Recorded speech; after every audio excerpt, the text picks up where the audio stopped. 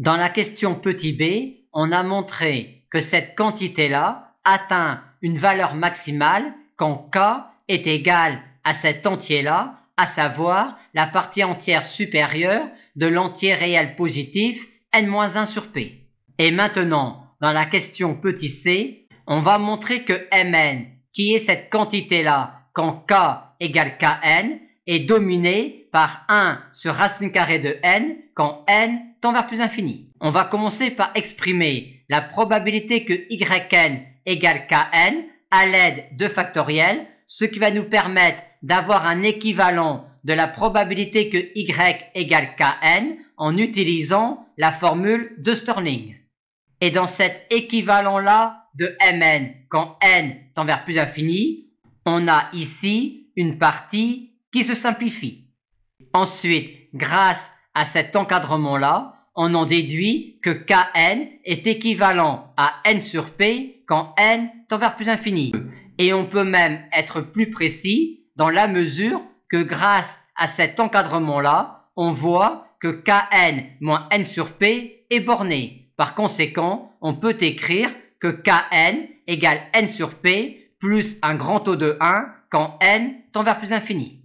Avec cela, on a kn qui est équivalent à n sur p, on a kn moins n qui est équivalent à q sur p fois n, et on a donc ici un grand O de 1, et on a donc ici un grand O de 1 sur racine carrée de n. Par conséquent, pour conclure, il nous reste à montrer que cette quantité-là, multipliée par celle-là, est bornée quand n tend vers plus infini. Or, le produit de cette quantité-là avec celle-là est l'exponentielle de cette quantité-là. Par conséquent, si on arrive à montrer que l'on a ici un grand O de 1, ce sera terminé. Et pour cela, on a envie d'utiliser le développement asymptotique de Kn que l'on a ici.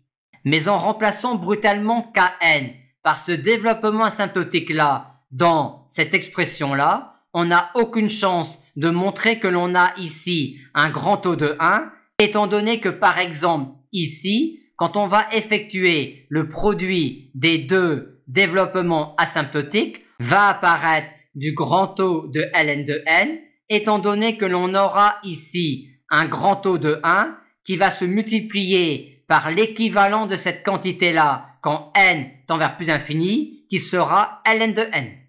Il va donc nous falloir réussir à être plus précis quand on va effectuer le développement asymptotique de cette quantité-là. Et pour gagner en précision, on va utiliser le fait que l'on retrouve Kn ici, ici, ici, ici et ici. Et que par conséquent, le grand O de 1 que l'on retrouve à chaque fois est à chaque fois exactement la même quantité. Par conséquent, on va présenter Kn sous cette forme-là avec comme information sur epsilon n que epsilon n égale un grand O de 1.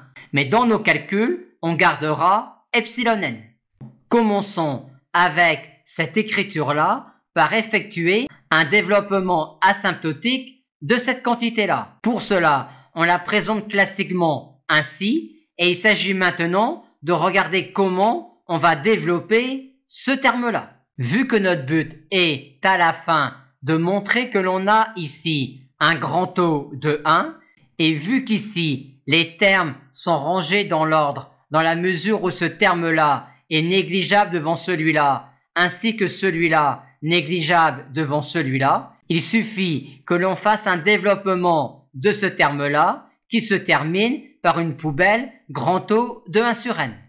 Mais étant donné que l'on a ici un grand O de 1 sur n, on peut dire que l'on a ici un grand O de 1 sur n.